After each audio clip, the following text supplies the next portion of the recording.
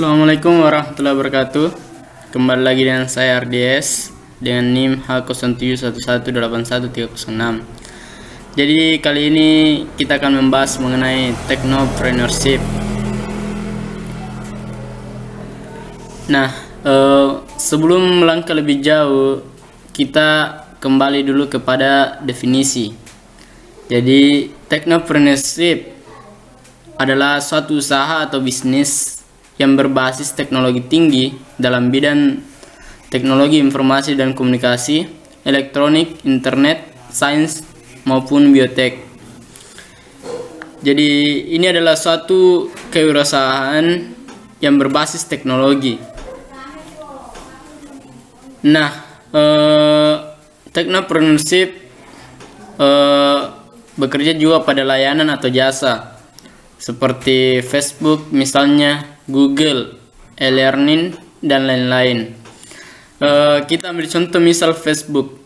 Jadi Facebook itu bergerak pada bidang komunikasi. Jadi teknologi di sini adalah suatu kunci yang berada di belakang dari suatu keberhasilan. Nah, secara umum technopreneurship adalah kewirausahaan di bidang teknologi. Nah, selanjutnya yaitu entrepreneur atau entrepreneurship. Nah, di sini kita berbicara mengenai orangnya. Jadi entrepreneur yaitu orang yang masuk dan merintis usaha baru. Nah, di sini kita garis bawahi adalah usaha yang baru. Jadi yang disebut dengan entrepreneur yaitu orang yang sedang merintis usaha yang baru. Nah, seorang entrepreneur juga dia cenderung menggunakan otaknya. Jadi otak kiri kebanyakan digunakan yaitu pada hal-hal yang bersifat logis, dan otak kanan hal-hal yang bersifat kreatif. Entrepreneurship yaitu kewirausahaan, yaitu memulai bisnis atau usaha baru. Selanjutnya kita akan membahas sedikit mengenai model SEED, yaitu satu model dalam kewirausahaan. Nah, di sini SEED itu merupakan singkatan dari Self Mastery, diambil huruf S-nya, Environment Mastery, huruf E-nya, Enterprise Mastery, dan Development of Business Plan. Nah, di sini yang dimaksud dengan Self Mastery yaitu penguasaan diri, yaitu orang-orang yang mampu menguasai diri sendiri. Lalu Environment Mastery yaitu orang yang mampu menguasai lingkungannya. Enterprise Master yaitu orang yang mampu menguasai suatu usaha, dan Development of Business Plan yaitu seseorang yang mampu mengembangkan rencana bisnis atau usaha. Nah, kita masuk dulu di self mastery atau penguasaan diri. Nah, orang-orang yang mampu menguasai diri sendiri atau paling tidak mengenal diri sendiri itu akan mendapatkan suatu semangat. Yang kedua yaitu ketika kita mampu mengenal diri kita sendiri, maka kita akan tahu apa yang harus kita lakukan, apa yang kita sukai, apa yang kemudian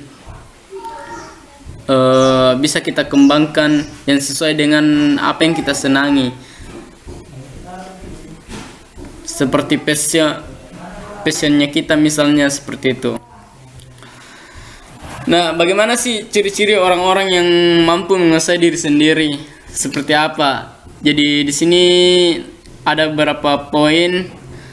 Nah, yang pertama itu orang-orang yang mampu menguasai diri sendiri itu tidak mesti memiliki IQ yang tinggi. Jadi intelijen tidak penting sini. Justru yang harus tinggi yaitu EQ dan IQ dan EQ. Nah, EQ yaitu emosional, penguasaan emosional. Jadi di sini orang-orang yang mempunyai kemampuan emosional, yaitu bisa mengontrol diri sendiri, kemampuan komunikasi, kemampuan mempengaruhi dan sebagainya. Nah, EQ lebih mengarah kepada bagaimana seseorang mampu keluar dari suatu kondisi di mana kondisi tersebut adalah suatu kondisi yang tidak ideal. Selanjutnya yaitu kompetitif. Jadi orang yang mampu menguasai diri sendiri itu bersifat kompetitif. Artinya dalam melakukan sesuatu dia terbiasa melakukan dengan efisien. Selanjutnya yaitu orang-orang yang mampu menguasai diri sendiri yaitu cenderung kepada pembawaan yang selalu ceria, senang, riang, dan gembira. Selanjutnya yaitu bertanggung jawab. Yang selanjutnya yaitu pemikir serta memiliki visi dan misi. Jadi orang-orang yang sudah mampu menguasai diri sendiri artinya sudah mengetahui kekuatan serta kelemahannya dan memiliki visi dan misi ke depannya dalam mengembangkan suatu usaha. Nah, kita berlanjut ke environment mastery atau seseorang yang mampu menguasai lingkungan. Nah, di sini yang terpenting adalah bagaimana seseorang dapat menghasilkan suatu ide usaha atau bisnis, yaitu dengan cara mencari peluang dari lingkungan sekitarnya, melihat apa-apa yang ada di lingkungan sekitarnya yang kemungkinan bisa dikembangkan dan dijadikan suatu usaha atau bisnis. Orang yang kemudian mampu menguasai lingkungan, contohnya seperti dia sudah paham mengenai apa itu industri. Yang kedua, mampu melihat peluang yang ada di sekitarnya, bukan ketika melihat suatu masalah justru membuatnya tidak percaya diri, namun masalah tersebutlah yang ia jadikan sebagai peluang, lalu selalu berada di atas situasi. Selanjutnya yaitu inovator dan ahli strategi organisasi atau industri. Jadi seseorang yang mampu menguasai lingkungan pun bisa menciptakan inovasi-inovasi yang baru serta memiliki strategi dalam berorganisasi ataupun industri.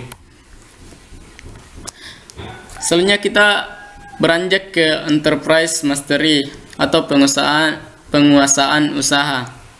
Nah, cara menjalankan suatu bisnis berkaitan dengan pengetahuan sebagai disiplin ilmu perusahaan. Nah, seperti yaitu menciptakan bisnis, mengetahui manajemen pemasaran, manajemen operasi, manajemen keuangan, dan manajemen risiko. Nah, ketika seseorang mampu menguasai kelima hal ini, maka ia sudah mampu menguasai suatu usaha.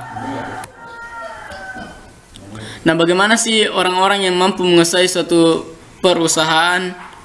Nah, yang pertama yaitu memahami dan mengintegrasikan fungsi-fungsi manajemen, misalnya seperti pemasaran, sumber daya manusia, operasi, dan keuangan.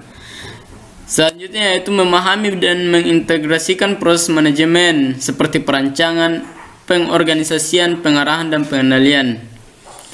Yang ketiga yaitu memimpin dan menginspirasi daripada mengelola. Jadi seseorang yang mampu menguasai suatu perusahaan yaitu sosok pemimpin yang baik dan menginspirasi.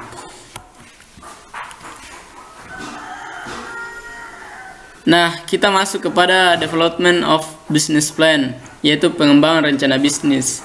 Yaitu yang pertama kita sudah mulai untuk menulis suatu rencana bisnis atau usaha. Lalu yang kedua menyempurnakan rencana bisnis tersebut. Nah, ketika kita sudah sampai pada tahap ini, artinya kita sudah siap untuk terjun langsung dalam berusaha ataupun berbisnis. Nah, dengan semua bekal dari penguasaan diri, penguasaan lingkungan, penguasaan usaha, sampai kepada pengembangan rencana bisnis telah dikuasai, maka bukan tidak mungkin bahwa seseorang mampu menjadi seorang pengusaha yang sukses. Mungkin sekian. Wassalamualaikum warahmatullahi wabarakatuh.